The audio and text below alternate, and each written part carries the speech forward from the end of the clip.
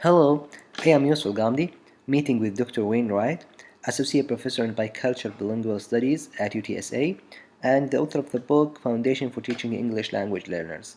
The purpose of this interview is to link his presentation about English language learners with the concept of curriculum and instruction. Thank you, Yosef, and hello, everyone, whoever you are. I just gave a presentation at the Academy for Teacher Excellence Super Saturday workshop, and the focus of my presentation was on providing effective instruction and advocacy for English language learners.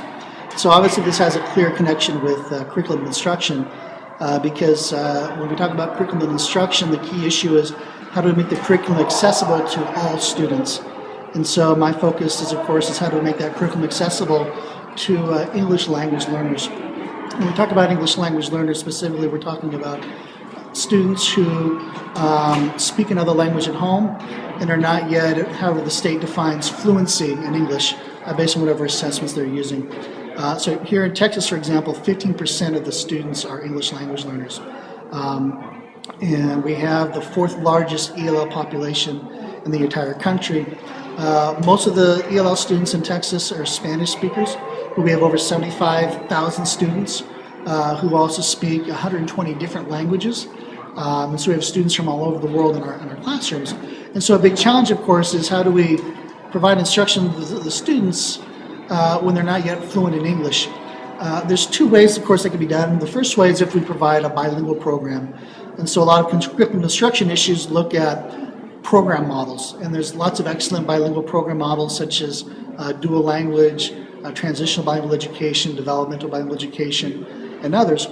But when you have ELL students in a classroom where the teacher is not proficient in a second language, then we have to do other things to be able to teach them in English, but make that instruction comprehensible so that the students can understand it. And so we talk about linguistically modified instruction here in Texas. So you look at your curriculum, you look at the students in your classroom, you look at their levels of proficiency, you look at their prior background knowledge in terms of opportunities to learn the curriculum, and then you make adjustments, you make modifications to the curriculum in order for the students to be able to have an opportunity to learn it.